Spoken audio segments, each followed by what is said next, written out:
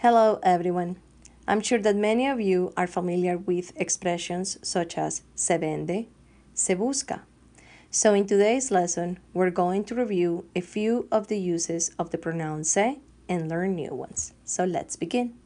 So we're going to begin by reviewing two of the most common usos of se that you already know. The first one is reflexive. So we use the reflexive se with verbs of daily routine. For example, peinarse, bañarse. Another way in which we use the reflexive se is when a subject does and receives the action. For example, sentarse, yo me siento, caerse, or enfermarse. The second use of se, which you are familiar with, is when we talk about reciprocity, which is basically the equivalent of each other in English. So let's take a look at this sentence. Juan y yo nos vimos en el cine anoche. So the equivalent in English will be Juan and I saw each other at the theater or at the movies last night. We also have something called the impersonal se or se impersonal. So remember that in English, you are always required to have a subject in a sentence. And the most common subjects are you, they, we, and people. But in Spanish, we can substitute those subjects by simply using the se plus the verb in the él, ella, and usted form.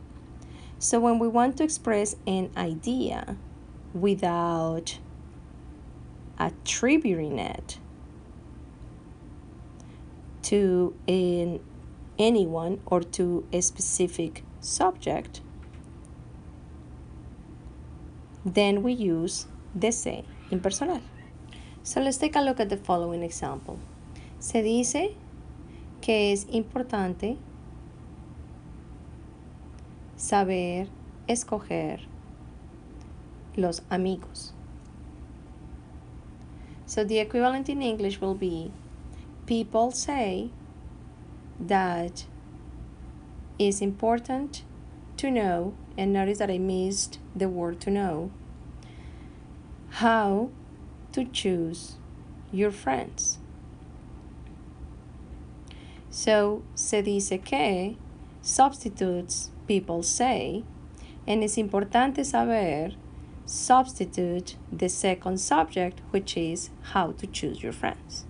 So let's take a look at another example. Se puede mejorar la educación si se reduce el analfabetismo. So the equivalent in English will be we can improve education if we reduce the illiteracy rate. So notice that se puede mejorar is the substitute for we can improve, and se reduce is the substitute for we reduce. So the fourth and last use of the se is what we call the passive se or se pasivo. In English, the passive voice is much more common than in Spanish, and it is also widely used.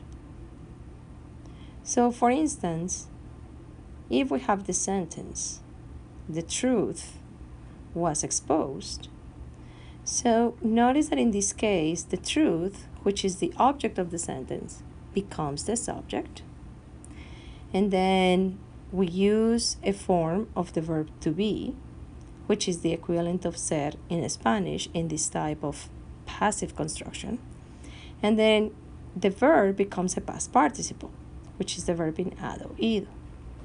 So if I want to say the truth was exposed, so the literal translation will be la verdad fue expuesta. So notice that I use the form of the verb ser and then the verb in hado, ido, or irregular. But in Spanish, the equivalent will be se expuso la verdad. And se is what I refer to as the passive se or the passive voice because it's replacing that passive voice. So let's take a look at this second sentence. My car has been stolen. Mi carro ha sido robado is the direct and literal translation.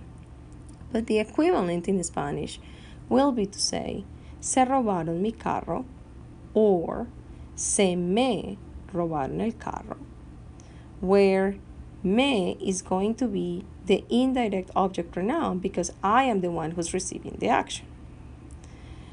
So the most common expressions of the passive se in Spanish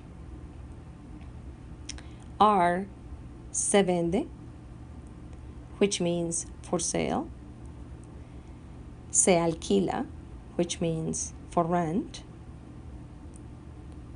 se habla español, which basically means Spanish is spoken here, or we speak Spanish, basically.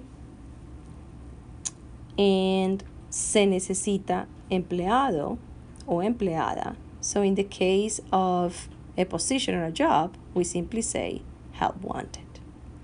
So in summary, the se is used, 1, as a reflexive pronoun in verbs of daily routine, 2, to express a reciprocal action and is the equivalent of each other in English, 3, as an impersonal pronoun, and 4, in the passive construction. And that's it for today.